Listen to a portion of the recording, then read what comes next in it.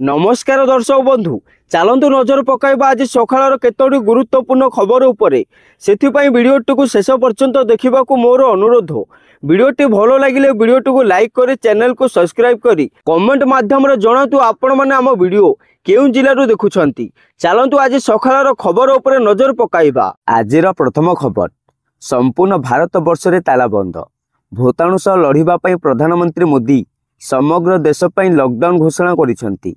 आज राति 12टा ठारू आगामी 21 दिन पर्यंत देश में लॉकडाउन रहिबो। सेपटे मोदी आहुरी कहिसंती जे जनता कर्फ्यू ठारू यह अधिक गुरुत्वपूर्ण अर्थात यह जनता कर्फ्यू ठारू एक पाद आगर निष्पत्ति अटे। परवर्ती खबर राज्य में आरंभ है कोरोना टेस्टिंग। विदेश में कोरोना संक्रमण नहीं राज्य सरकार अलर्ट अछंती। एने स्वास्थ्य निर्देशक देइछंती प्रतिक्रिया। थाईलैंड हांगकांग सिंगापुर में कोरोना संक्रमितों संख्या बढ़ी। सर्वाधिक संक्रमण मामला हांगकांग आसी तेणु केंद्र सरकार सह जोगाजोग रे राज्य स्वास्थ्य विभाग रही सबु जिला मुख्य हॉस्पिटल और कॉलेज रे टेस्टिंग चली। परवर्ती खबर आसंता 20 तारीख सुधा युक्त 2 परीक्षा फल प्रकाश करने को CHSE लक्ष्य रखी। यही प्रतिक्रिया एवं चूड़ांत पर्यायर रही। आसंता 4 ରୁ 5 दिन मध्य परीक्षा फल प्रकाश पाइबार संभावना रही बोली मंत्री कहिसंती। परवर्ती खबर निजुक्ति देव टाटा चलित मास 22 तारीख में 1,14,000 कोटी टंकार प्रकल्पर ग्राउंड ब्रेकिंग और उद्घाटन।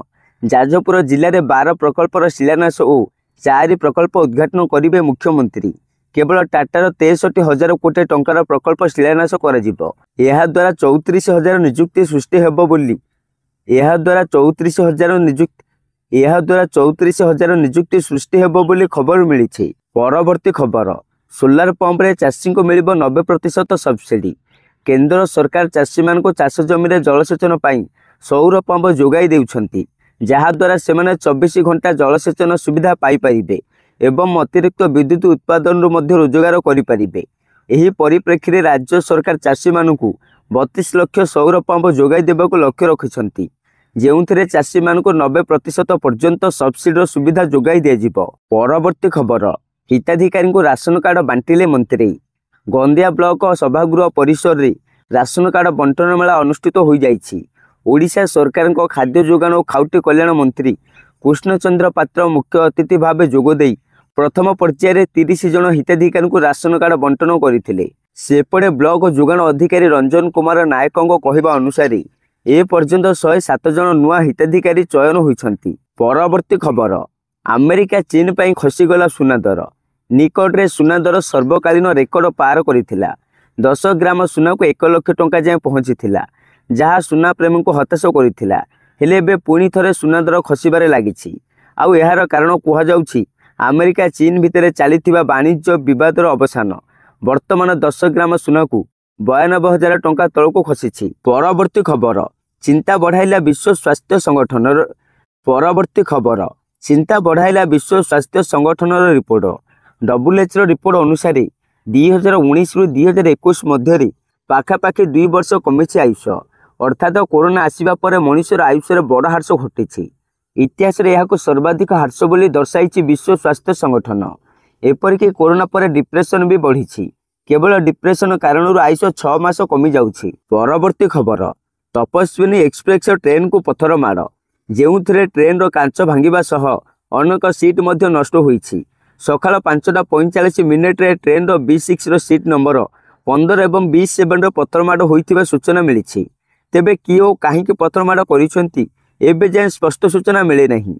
पुलिस घटनार तदंत करुथिबा जणा पड़िछि। परवर्ती खबर बदलिला मुख्यमंत्री अभियोग शुणाणी ठिकाना। मुख्यमंत्री मोहन चरण माझी द्वारा शुणाणी होउथिबा जनसाधारण अभियोग मुख्य माध्यम अभियोग सेल स्थायी कार्यालय शीघ्र नुआ स्थान को स्थानांतर हेबो। अशोक नगर मंडल साधन केन्द्र यूनिट 2 रे नुआ सुविधा योजना होईछि। नुआ स्थान प्रस्तुत न होबा पर्यंत अस्थायी सेवा तंबू व्यवहार रे चालिबो बोली खबर मिलिछि। परवर्ती खबर कॉलेज छात्र छात्री करिवे सुभद्रा सर्वे। घर को घर बुली तृणमूल स्तर रे तथ्य संग्रह करिवे। निज मोबाइल रे इंटरनेट व्यवहार करी कार्य करिवे। सकाळ 6 ରୁ 9टा मध्य सर्वे करिवे। प्रति सर्वे पिछा सेमान को 25 टंका लेखाएं मध्य प्रदान करा जिवो। एथिपई तालिका प्रस्तुत करी पठाइबा निमंते उच्च शिक्षा विभाग पक्षर समस्त कॉलेज अध्यक्ष और विश्वविद्यालय कुलसचिव को निर्देश दि जाइछि। परवर्ती खबर उपभोक्ता को झटका देला स्टेट बैंक कारण बैंक फिक्स डिपोजिटर सुध ह्रास करिछि। नुआ सुध हार 16 मे रु लागू हो जाइछि। स्टेट बैंक समस्त समय अवधि 20 बेसिस पॉइंट ह्रास करिछि। एही ह्रास साधारण नागरिकों सहित वरिष्ठ नागरिकों पई मध्ये लागू हेबो। एबे साधारण नागरिकों को 3.30% आरंभ करी 6.70% पर्यंत वार्षिक सुधार मिलिबो, जहाँकि पूर्व 3.50% आरंभ करी 6.90% पर्यंत थिला। एही ह्रास 3 कोटी कम टंकार एफडी रे लागू हेबो एवं एथिरे विशेष एफडी योजना शामिल नाही।